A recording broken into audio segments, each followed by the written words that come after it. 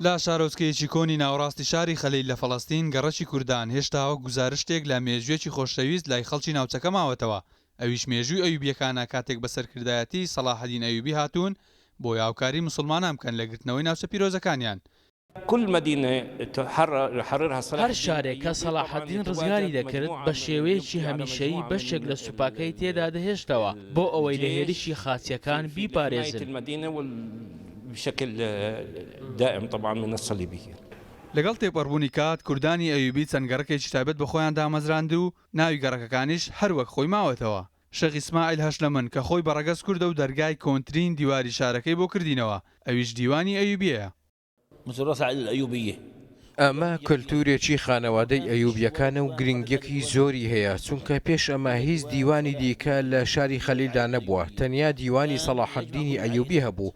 ئەو کات هەموو خانەوادە ئەیوبیەکان لە بۆ نەوخۆشی و ناخۆشیەکاندا لەم دیوانە کۆ دەبوونەوە.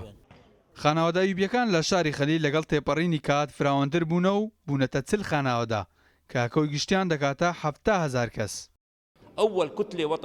یەکەم هاوپەیمانی نیشتیمانی لە فەڵەستین پێکات. هاوپەیمانی خانەوادەی ئەیوبی لەگەڵ خانەوادە فەڵەستینیەکانی شاری خەلیل بۆ و سەرکەوتنی بەدەستهێنا. لەو کاتەشەوە تاواکو ئێستا هەر لیستێک بچێتە هەڵبژاردنەوە و ناوی خانەوادەی ئەیوبیەکانی لەسەر بێت دەیباتەوە.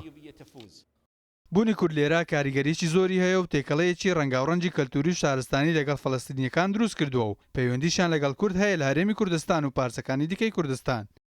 نحن في فلسطين كعائلات ئێمە لە فڵەستین وەکو خانەوادە ئەیوبیەکان حەز دەکەین پەیوەندیمان لەگەڵ برا کوردەکانمان هەبێت لە کوردستان. إخواننا الأكراد في كردستان. تێبینی دەکرێت کوردانی فەڵەستین بە تەواوی لە بۆتەی کۆمەڵگەی فەڵەستیندا تواونەتەوە و بوونەتە بەشێکی دانەبراو لە پێکاتە و ناسنامەی ئەو کۆمەڵگەیە.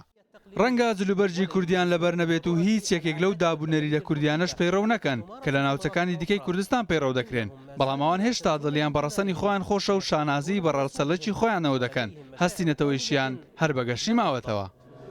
من الخليل فلسطين أيس البرغوثي رودا.